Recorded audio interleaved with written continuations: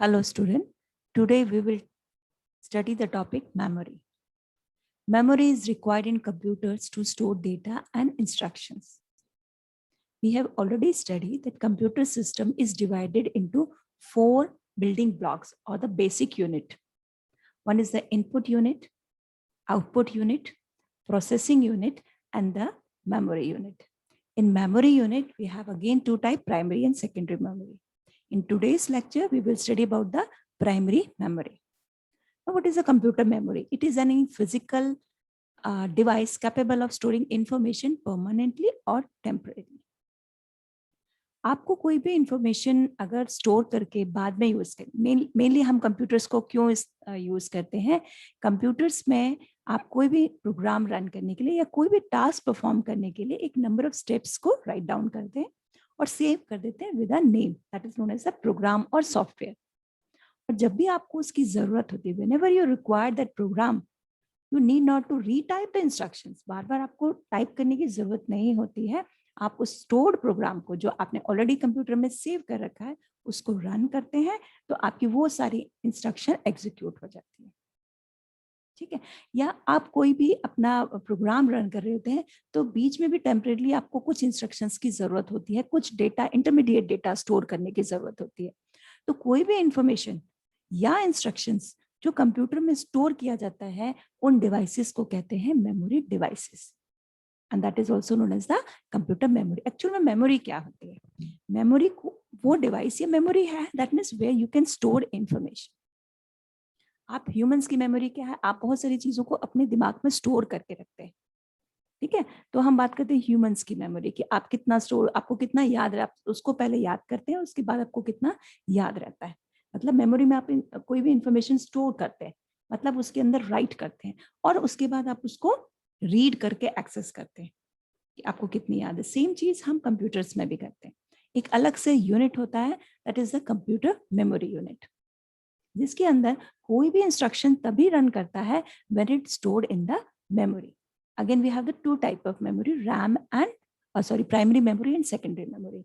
ये हम later on आपको समझाएंगे what is the major difference and what is a temporary. कहाँ हम टेम्परेरी में इंस्ट्रक्शन को स्टोर करते हैं? टेम्परेरी मतलब जब आपको जरूरत है, रन टाइम पे आप इंस्ट्रक्शंस को स्टोर करते हैं और उसके बाद जब आप स्विच ऑफ कर देते हैं अपने कंप्यूटर को तो वो वहां से इरेज हो जाता है. It's a particular type of memory.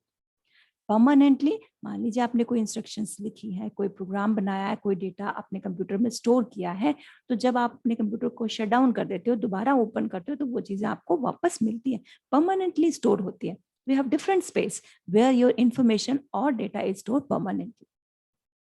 In computing memory, refer to the physical devices used to store programs data on the temporary or permanent basis for use in a computer or other digital electronic device. Now we have the 2 types, primary and secondary. और इस lecture में हम primary memory के बारे में पढ़ेंगे और second lecture हम रिकॉर्ड करेंगे about the secondary memory. Primary memory basically, again आप इसको 2 आपकी डिवाइसेस होती हैं, इसके अंदर 2 मेमोरी यूनिट्स होती हैं, एक रैम और एक ROM. These are the 2 primary memory.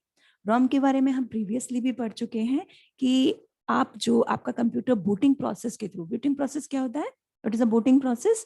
The process of starting of your computer. जब आपका कंप्यूटर ऑन होता है तो सारी इंस्ट्रक्शन, बेसिक आपके इंस्ट्रक्शंस कंप्यूटर को रन करने के लिए चाहिए होती हैं, that is known as the BIOS, basic input output system.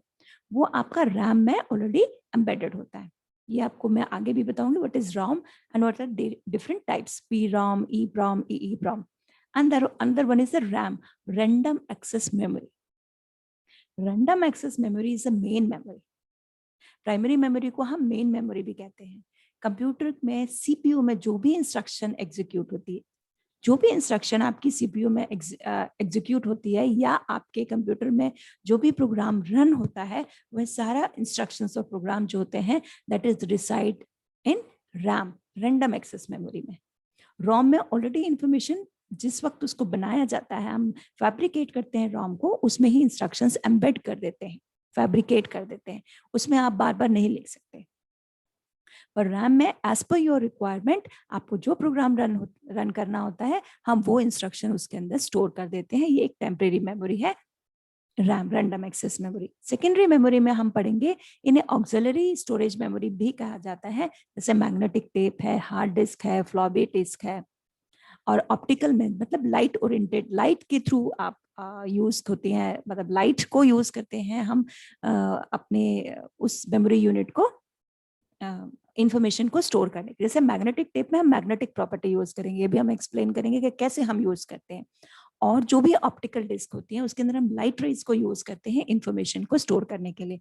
Memory में कंप्यूटर में किस तरह से इंफॉर्मेशन स्टोर होती है, either in the form of 0 and 1।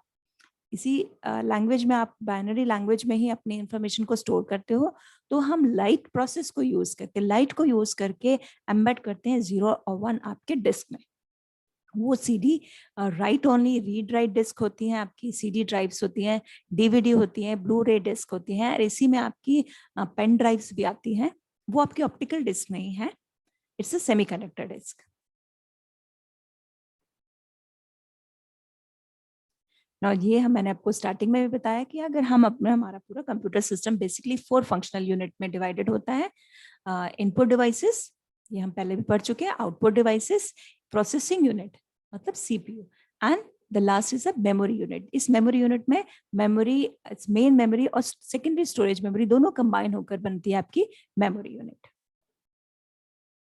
अब कोई भी डिवाइस है, उसकी करेक्टरिस्टिक्स प्रॉपर्टी होती है जिसके अंदर, जिसको आइडेंटिफाई करके हम बता सकते हैं ये जो स्टोरेज डिवाइस है या कोई भी चीज, उसकी पर्टिकुलर प्रॉपर्टी के ऊपर हम डिफाइन करते हैं, ये अच्छा है, ये ठीक है, ये इससे बेटर है, कुछ करेक्टरिस्टिक्स के ऊपर ही हम कंपेयर करते हैं। ऐसे ही स्टोरेज डिवाइसेस आइदर प्राइमरी है या सेकेंडरी है, कोई भी स्टोरेज डिवाइस है, तो ये प्रॉपर्टीज हैं जिसके जिसके बिहाफ पर, जिसके ऊपर हम डिफाइन करते हैं कि ये स्टोरेज डिवाइस आपका कितना एफिशिएंट है। स्पीड, कितनी स्पीडली हम उसमें रीड एंड राइट कर पाते हैं, क्या स्पीड है जिसके थ्रू हम उस पर राइट कर पाए, और कितनी क्विकली हम उसको, उस जो स्टोर डेटा है उसको एक्सेस कर सकें। वॉलेटाइल, वॉलेटाइल होता है आपकी ये प्रॉपर्टी, एक स्पेसिफिक प्रॉपर्टी है जो मैं आपको रैम पढ़ाते हुए, क्योंकि रैम ही आपकी एक ऐसी मेमोरी है जो वॉलेटाइल है, बाकी सारी नहीं है। वॉलेटाइल का मतलब होता है कि इरेज हो जाना। कैसे, मान लीजिए when you switch on your computer, और जैसे हमने पहले भी देखा था कि अगर हमने आपको, मैंने बोला वर्ड का एक लेटर टाइप करो, और अगर आपने उसको बीच में स्टोर नहीं किया और समहाउ हमारा जो ऑनलाइन यूपीएस भी ऑफ हो जाता है, मतलब लाइट चली जाती है और कंप्यूटर में कोई पीछे से बैकअप नहीं है, तो आप जब दोबारा उसको ऑन करते हैं तो जो आपने सेव नहीं किया था वो इंफॉर्मेशन आपके वर्ड फाइल में नहीं मिलती है, ठीक है, वो इरेज हो जाती है। पर अगर आपने सेव कर दिया है तो वो आपको मिल जाती है। तो जो रैम है, और मैंने आपको एक चीज और बताई, जब भी आप कोई भी इंस्ट्रक्शंस लिखते हैं या प्रोग्राम रन करता है, तो वो सारा डेटा जो होता है प्राइमरी सबसे पहले रैम में जाके स्टोर होता है। रॉम और रैम आपकी एक वॉलेटाइल मेमोरी है, अगर आप उसको सेव नहीं करते हैं और आपका कंप्यूटर स्विच ऑफ हो जाता है तो वो डेटा आपका उड़ जाता है, वॉलेटाइल हो जाता है, ठीक है। तो जो भी प्रोग्राम हमें रन करते हैं वो आपका हार्ड डिस्क में से सेकेंडरी स्टोरेज में से प्राइमरी स्टोरेज में चला जाता है, रैम। क्यों रैम में जाता है, क्योंकि सीपीयू जो एक्सेस करता है मेमोरी, जो मेन मेमोरी जिससे इंस्ट्रक्शन उठाता है, दैट इज अ रैम, ठीक है। और RAM is a volatile memory. तो रैम ही एक वॉलेटाइल मेमोरी है, बाकी सारी आपकी परमानेंट मेमोरीज होती हैं। The next characteristic is access method. कैसे आप उसको एक्सेस करते हैं, एक्सेस करते हैं मतलब कि जैसे मैंने आपको बताया कि random access memory, random access ऐसा नहीं है कि सिर्फ रैम ही आपकी रैंडम एक्सेस, रैंडम एक्सेस होता है कि कहीं से भी आपको पिक कर लेना। मान लीजिए आपकी क्लास में आप सभी स्टूडेंट्स बैठे हुए हैं, ठीक है, अब मैं आपको एक एक करके बुलाऊं, 1 roll number, 2 roll number, 3 roll number, 4 roll number, ठीक है, मैं आपको ऐसे ही एक्सेस कर सकती हूँ कि पहले पहले पे जाऊं, दूसरे पे जाऊं, फिर जैसे आपको याद भी हो जो पहले टेप, मैग्नेटिक टेप जो कैसेट्स आती थी, जो हम टेप रिकॉर्डर में चलाते थे, कैसेट्स आती थी, वो सीक्वेंशियल एक्सेस, मतलब एक्सेस मेथड दो तरीके होते हैं, एक रैंडम एक्सेस और सीक्वेंशियल एक्सेस। उसमें क्या होता है कि आप जैसे उसमें किसी मूवी के गाने होते हैं, तो आपको पहला गाना सुनना है तो आप उसको ऑन कर दे, मान लो आपको चौथा गाना सुनना है तो आप क्या करते थे, फॉरवर्ड करके, ऐसा नहीं है। और अगर आप सीडी यूज करें तो आप क्या करते हो, डायरेक्टली फोर्थ ऑन करोगे तो चौथा गाना बच जाएगा। पर कैसेट में अगर आपको ध्यान हो तो अगर आपको फोर्थ गाना सुनना है, चौथा गाना सुनना है, तो आपको फॉरवर्ड करके जाना पड़ेगा। फिर आपको सेकंड सुनना है तो आप रिवाइंड करके उस प्रोसेस, मतलब आपको कोई भी डेटा एक्सेस करना है वो सीक्वेंशियली एक्सेस कर सकते हो, पहले पे जाओगे फिर दूसरे पे जाओगे, फिर अगर आपको लास्ट एक्सेस करना है तो आपको स्टार्टिंग से लेके सारे डेटा जो एक्सेस करने पड़ेंगे, तो आपके क्या हो जाएगा, उसमें टाइम ज्यादा लगेगा उसको एक्सेस करने का, स्पीड आपकी स्लो हो जाएगी। और रैंडम एक्सेस होता है जैसे सीडी या पेन ड्राइव में जहां भी जो लोकेशन चाहिए वो उसको एक्सेस करने का सेम टाइम है, आप उसको वहां से ही पिक कर सकते हो, उसका that is a random access. वैसे आपकी बाकी सारी मेमोरीज भी एक्सेप्ट योर मैग्नेटिक टेप जो सीक्वेंशियल एक्सेस है, बाकी सारी जो डिवाइसेस हैं वो रैंडम एक्सेस है, एक्सेस मेथड उसका रैंडम है, पर लेकिन हम रैम को ही रैंडम एक्सेस मेमोरी कहते हैं और उनको डिफरेंट नाम है। ठीक है, तो एक्सेस मेथड कौन से होते हैं, दो तरीके, एक random access, other one is a sequential access. ना पोर्टेबिलिटी, पोर्टेबिलिटी है कि आप उसको आसानी से एक जगह से दूसरी जगह उठा के ले जाए। अब इसके अंदर हार्ड डिस्क लगी है, इट्स वेरी डिफिकल्ट, आप पोर्टेबल हार्ड डिस्क भी आने लगी हैं, आपकी पेन ड्राइव है, इट्स इजी टू कैरी, तो वो पोर्टेबल है या नहीं है। कॉस्ट एंड कैपेबिलिटी, ये तो मेजर ही है कि जो डिवाइसेस आप हम स्टोरेज डिवाइसेस में ये भी बताएंगे कि उनका कॉस्ट किसका ज्यादा है किसका कम है, और कितनी कैपेसिटी, कितना स्टोरेज यूनिट उसके अंदर, कितना इंफॉर्मेशन हम उसके अंदर स्टोर कर सकते हैं। तो दीज आर द पैरामीटर्स और characteristics on behalf of which we define the properties of the storage devices. Now the primary memory, and it's also known as the main memory. CPU can directly read or write on this memory. That's why it's known as the main memory. CPU को भी जो भी instructions pick करनी है, उठानी है, या read करनी है, या उसमें write करनी है, वो CPU जो है directly किस में read and write perform करता है, आपके main memory. और main memory में भी किस में write करता है, आपका RAM में, random access memory. It is fixed on the motherboard of the computer. The main feature of primary memory which distinguishes it from secondary memory are it is accessed directly by the processor. This is a major, that's why it's known as the main memory. ये आपका processor directly access करता है। और secondary memory को कैसे access करता है कि पहले वो सेकेंडरी मेमोरी का डेटा प्राइमरी मेमोरी में आता है और फिर उसको एक्सेस करता है। डायरेक्टली जो सीपीयू है वो सेकेंडरी मेमोरी को एक्सेस नहीं करता है। जो भी डेटा एक्सेस करना है, रीड एंड राइट करना है, तो वो सबसे पहले आपके रैम में आता है और उसके बाद वो सेकेंडरी में जाता है। Now the second point is that it is the fastest memory available. आप इसकी हायरार्की बना के दिखाएंगे, प्राइमरी मेमोरी में भी ये मेमोरी है, फिर सेकेंडरी मेमोरी है, तो सेकेंडरी मेमोरी सबसे ऊपर आपकी आती है प्राइमरी मेमोरी। अब इस चार्ट को देखते हैं, सबसे ऊपर प्राइमरी मेमोरी के बारे में बताया, टाइप्स ऑफ मेमोरी में मेन मेमोरी। नॉर्मली अगर मैं मेमोरी बोल रही हूँ that means I am talking about the main memory, अगर मैं स्टोरेज यूनिट्स बोल रही हूँ that means I am talking about the secondary unit, secondary memory. Primary memory, again we have two type, random access memory and read-only memory. अब random access memory is further divided into two type, DRAM, dynamic RAM, and SRAM, static RAM. And ROM, read-only memory is divided into again two type, PROM. मैंने आपको पहले बताया कि ये आपकी manufacture होते वक्त ही फैब्रिकेट हो जाती है, बट अभी भी थोड़ा सा इसमें और फर्दर चेंजेस हैं कि वन आप क्या करते हैं, प्रोग्रामेबल रैम मैन्युफैक्चर होने के बाद उसको वन टाइम आप उसको फैब्रिकेट कर सकते हैं, वन टाइम आप इंस्ट्रक्शंस उसमें लिख सकते हैं, प्रोग्रामिंग कर सकते हैं। दूसरी होती है आपकी इरेजेबल प्रोग्रामेबल रैम, मतलब लिखने के बाद, एक बार इंस्ट्रक्शंस को लिखने के बाद उनको इरेज कर कर आप दोबारा से उसमें लिख सकते हैं। बट जैसे आप अपने रैम में लिख पाते हो, अपने घर के अंदर ही आप अपने उसके अंदर एक प्रोग्राम सेव किया, उसको डिलीट किया, फिर दूसरा, ऐसा पॉसिबल नहीं है। रोम में लिखने के लिए डिफरेंट मशीनरीज होती हैं, उसमें फैब्रिकेशन होती है, पीछे से सर्किट में चेंजेस होते हैं, आप डायरेक्टली आप उसमें नहीं, जैसे हम और आप कंप्यूटर में लिखते हैं ऐसे नहीं लिख सकते। रैम में आप लिख सकते हो, कोई भी इंफॉर्मेशन स्टोर कर सकते हैं, कुछ भी रीड एंड राइट कर सकते हैं, पर आप रोम के अंदर नहीं कर सकते हैं। स्पेशलाइज तरीके से स्पेशलाइज पर्सन उसके अंदर रीड एंड राइट करते हैं, ये इरेज करके दोबारा प्रोग्रामेबल। और इरेज में भी अगेन टू टाइप है, इलेक्ट्रिकल इरेजेबल है या अल्ट्रावायलेट रेज के थ्रू आप उसको इरेज कर पाते हैं, क्योंकि एक सर्किट डिजाइन हो जाता है आपका, उसके अंदर इंस्ट्रक्शंस एनकोडेड होती हैं, फैब्रिकेटेड होती हैं। तो आपकी अगेन हम प्राइमरी मेमोरी दो टाइप में बताया, रैम एंड रोम। रैम जो है वो अगेन दो टाइप है उसके, dynamic RAM and static RAM.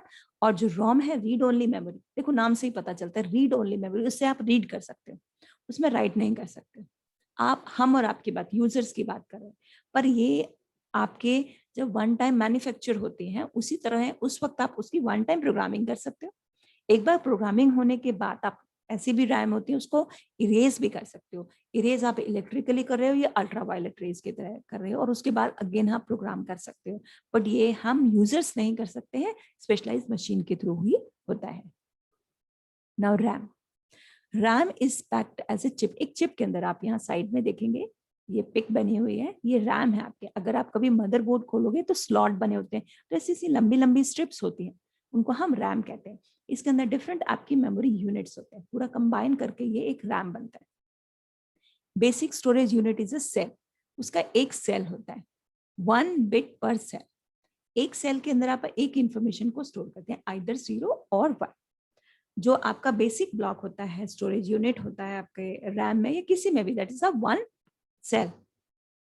उस सेल के अंदर आप एक इंफॉर्मेशन स्टोर करते हैं, आइदर 0 और 1।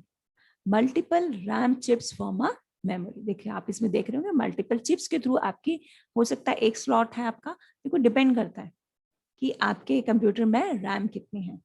आजकल तो 2 GB 3 GB, पहले आपकी 256 या 512 बाइट्स की आती थी। धीरे धीरे बढ़ते बढ़ते अब जीबी में आने लगी है आपकी, कि 1 GB है या 2 GB है, 4 GB है। इसके ऊपर स्पीड भी डिपेंड करती है। जितना ज्यादा आपके पास स्पेस होगा, मतलब रैम होगी, रैंडम एक्सेस मेमोरी होगी, उतना ही स्पीड आपका कंप्यूटर, स्पीडली आपका कंप्यूटर चलेगा। क्योंकि आजकल मल्टी प्रोग्रामिंग है, मल्टीपल प्रोग्राम्स कंप्यूटर में स्टोर करते हैं। और हमने पहले भी कहा कि किसी भी प्रोग्राम को रन करने के लिए that is it is mandatory to reside in the RAM. So RAM की स्पेस ज्यादा होगी तो ज्यादा से ज्यादा प्रोग्राम रन करेंगे, और जब एक प्रोग्राम रन करता है तो उसको इंटरमीडिएटली बीच में भी स्पेस की जरूरत होती है। और सीपीयू जो है उसको जो रैम एक्सेस चाहिए, जो मेमोरी चाहिए, दैट इज द रैम। तो रैम में इतनी स्पेस अगर है कि रन टाइम में भी मेमोरी उसको अदर प्रोग्राम्स को आपको प्रोवाइड कर सके, तो उसकी स्पीड ज्यादा हो जाएगी। अगर नहीं है तो फिर आपका कंप्यूटर की स्पीड स्लो हो जाएगी। रैंडम एक्स में इट्स अ वॉलेटाइल मेमोरी, मैंने आपको पहले ही बताया इट्स अ वॉलेटाइल है। मतलब जब तक स्विच ऑन आप इसमें रखेंगे, ऑन करने के बाद आप लिखते रहेंगे, अगर स्टोर नहीं करेंगे, स्टोर का मतलब आपने सेकेंडरी मेमोरी में स्टोर कर दिया, रैम में स्टोर नहीं होता है। जो भी कुछ रैम में लिखा होता है, once you switch off your computer वो सारा उड़ जाता है, वॉलेटाइल है। Use for temporary storage, typically range जो है उसकी 256 MB टू 4 GB तक। आज के टाइम की बात करें, धीरे धीरे हो सकता है इससे भी ज्यादा बढ़ जाए। Random access mean direct access to any part of memory. और सिर्फ यही मेमोरी रैंडम नहीं है, और भी हम सेकेंडरी स्टोरेज में करेंगे, लगभग सारी ही रैंडम है। प्रीवियसली स्टार्टिंग में आपकी जो मैग्नेटिक टेप थे वो सीक्वेंशियल एक्सेस है, आपकी हार्ड डिस्क भी रैंडम एक्सेस है, बट इसका नाम पड़ेगा रैंडम एक्सेस। ठीक है। RAM stand for random access memory. It gets the word random because the information can be accessed in non-sequential order. कहीं से भी pick कर सकते हो. Through the data itself is stored together. It could be anywhere in the container amount of RAM available. Is a RAM again? RAM is a type of memory that computers use to store data and software to which it needs to access quickly. It is a volatile memory, that is the information stored inside vanishes when the computer is turned off. Two types, static RAM and dynamic RAM. Static RAM is a type of RAM that holds its data without external refresh as long as power is supplied to the circuit. Dynamic RAM is the standard computer memory of the vast majority of modern desktop computers. It is a volatile memory that needs to be refreshed with voltage regularly. Otherwise, it loses the information stored on it. It is contrasted, static RAM. It is contrasted to dynamic RAM, which must be refreshed many times per second in order to hold its data contents. Last, SRAMs are used for computer cache memory, and dynamic RAM also referred to as DRAM. Volatile means that it loses the information stored in it as soon as the power is withdrawn.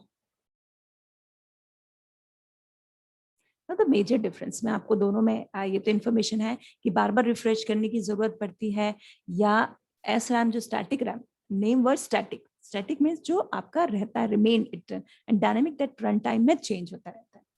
दोनों में ही क्या major difference है कि इसमें आपका static RAM में इसको बार बार refresh करने की जरूरत नहीं पड़ती है।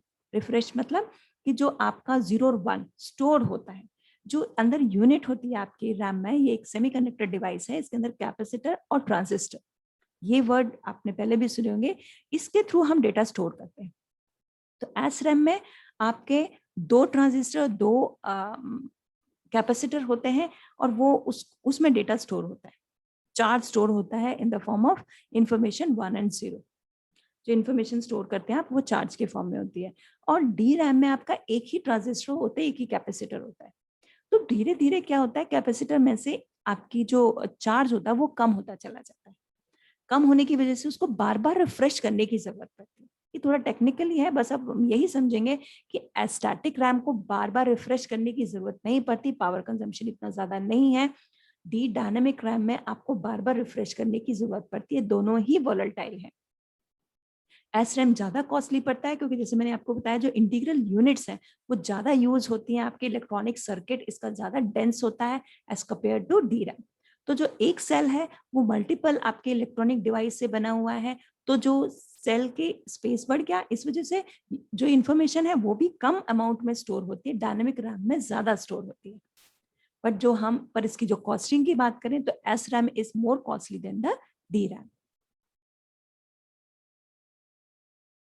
Now the ROM, read only memory, also known as a firmware। firmware जैसे हमने हार्डवेयर सॉफ्टवेयर पढ़ा, ऐसे फर्मवेयर। फर्मवेयर क्या है, इसके अंदर हार्डवेयर जो बनता है आपका, जो रॉम है आपका, सेमीकंडक्टर डिवाइस जो आपने बनाया, मेमोरी डिवाइस बनाया, उसके बनते वक्त ही, मैन्युफैक्चरिंग के वक्त ही फैब्रिकेट कर देते हैं उसके अंदर इंस्ट्रक्शंस, उसके अंदर ही सर्किट ड्रॉ कर देते हैं कि इस तरह से इंस्ट्रक्शंस आपकी रन करेंगे। तो जब बनते वक्त ही आप हार्डवेयर के साथ सॉफ्टवेयर उसमें एम्बेड कर देते हैं तो वो डिवाइस कहलाता है आपका firmware. Data store in this memory can not be modified, क्योंकि फैब्रिकेशन हो गया, सर्किट डिजाइन हो गया, it can not be change. Non volatile memory, जैसे आपकी रैम है, व्हेन आप स्विच ऑफ करोगे, टर्न ऑफ करोगे कंप्यूटर, वो वोलेटाइल आपकी उड़ जाएगी, वैनिश हो जाएगी, ये नहीं होती है। ROM usually store the startup information for the computer, and it is also help to load the operating system.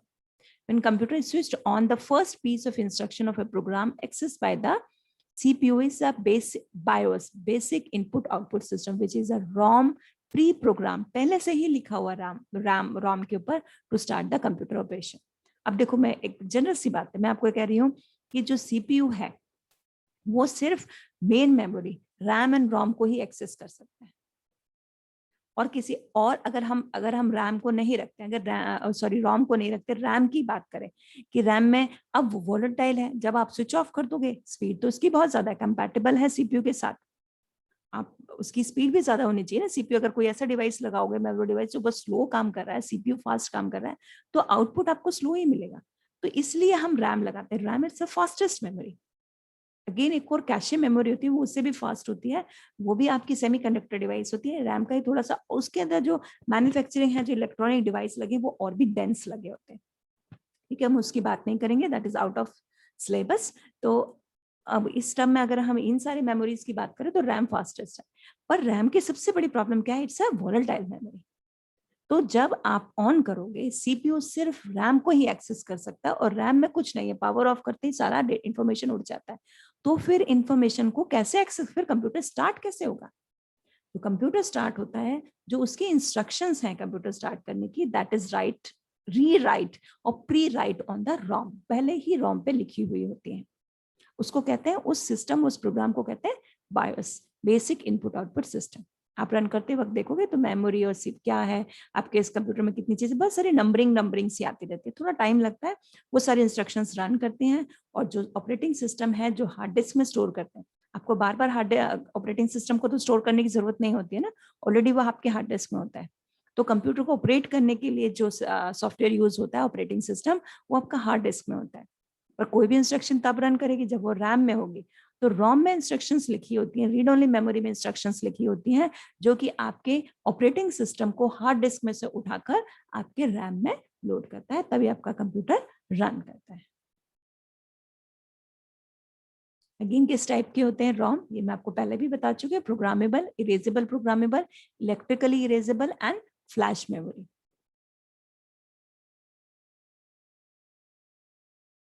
Programmable RAM, programmable read-only memory or one-time programmable ROM, empty of data when the chip is manufactured, can be programmed by the user once। हर एक user ने, specialised programme users होते हैं जो कि इसकी programming करते हैं एक बार में।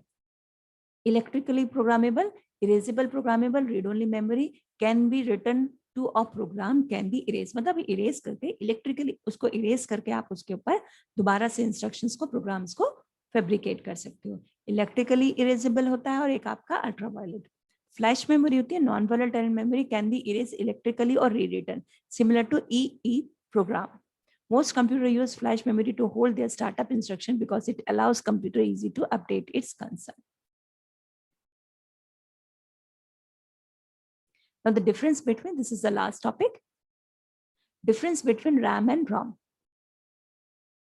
RAM, it's a volatile memory. ROM is a non-volatile. In RAM is not permanently written when powered off, data deleted. In ROM, permanently not erasable. Permanently data is stored on there. RAM, it's two type, DRAM and SRAM, and ROM is again two type, programmable or erasable programmable. RAM, it requires flow of electricity to retain data. ROM, it does not require electricity to retain data. आपको RAM चाहे वो D RAM है या S RAM है, refresh करना पड़ेगा। Refresh का rate अलग अलग है, डी रैम में जल्दी जल्दी रिफ्रेश करना पड़ेगा, एस रैम में थोड़ा सा लेट आप उसमें कर सकते हैं, बट रिफ्रेश करना पड़ेगा। पर रोम में आपको बार बार रिफ्रेश मतलब रीराइट करना पड़ेगा, रीराइट करने की जरूरत नहीं पड़ती है। RAM is a memory available for the operating system program and process to use. जो भी कंप्यूटर प्रोग्राम्स आप रन करते हैं वो सारे जो है वो कौन सा स्पेस यूज करते हैं, वो कहाँ मेमोरी यूज करते हैं, दे यूज द RAM. और ROM is a memory that comes with your computer that is pre-written to hold the instruction for booting up of the process. Starting of the computer is also known as the booting process. The booting up of the process की जो instructions होती हैं that is written on pre-written on the ROM. अगर हम main memory और storage या secondary memory को compare करें तो मेमोरी नॉर्मली हम रैम की बात करते हैं to keep the information for shorter period of time, usually volatile, faster, and these memories are more expensive. Storage की बात करें mostly जो main important that is a hard disk, this information is retained longer. This information को काफी time तक permanently store करके रखता है, so non volatile, slower है as compared to primary memory and is cheaper as compared to the primary memory. So we end with this comparison. In the next lecture, we will study about the secondary storage devices.